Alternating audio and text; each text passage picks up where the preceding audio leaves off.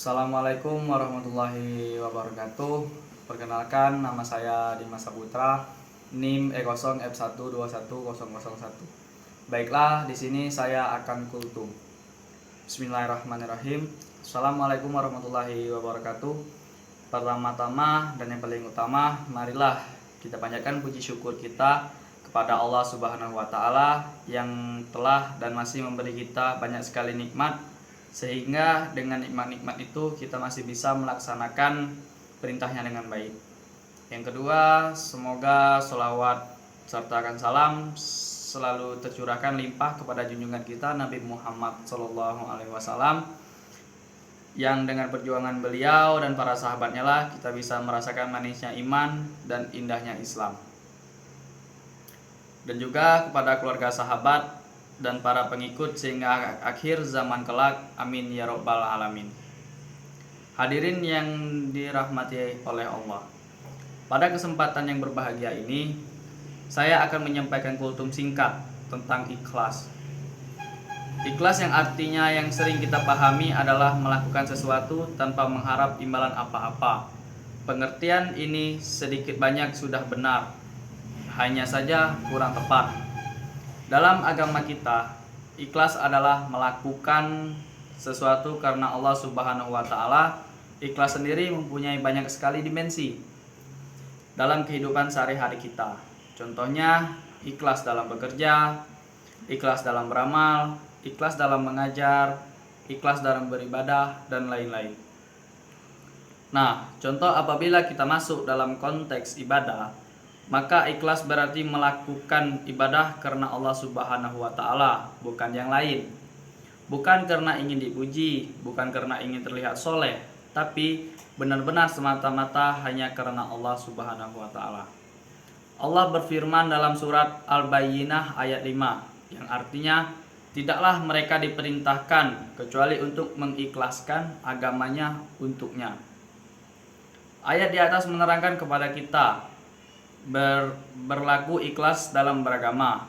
Agama apabila tidak dilandasi dengan ikhlas dan kejujuran akan runyam dan seolah-olah tak berbekas.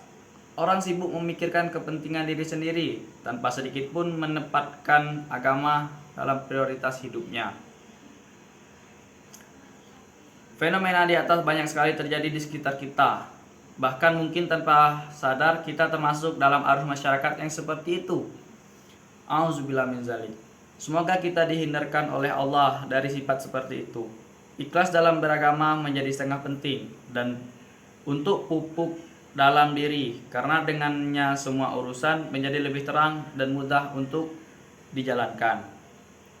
Ikhlas juga menjadi penting untuk dipraktik karena setiap amalan yang kita lakukan tidak sah di mata Allah apabila tidak tanpanya.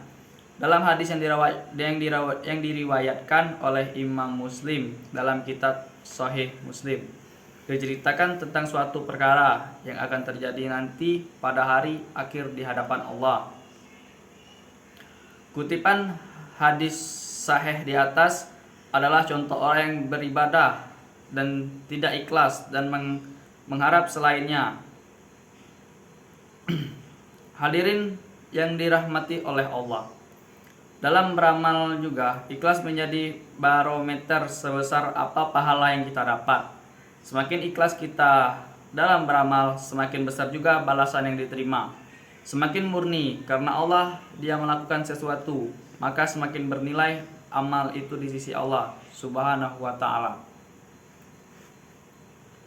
Nah, selain memahami urgensi berlaku ikhlas, maka hendaknya kita mulai memupuk dan melatih diri kita untuk ikhlas dalam segala hal.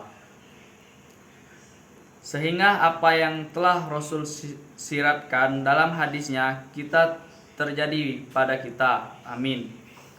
Saya kira cukup dulu kultum singkat tentang ikhlas ini. Semoga apa yang telah saya sampaikan bisa bermanfaat bagi Anda semua. Jika ada jarum yang patah, jangan disimpan di dalam hati. Jika ada kata-kata saya yang salah, jangan disimpan di dalam hati.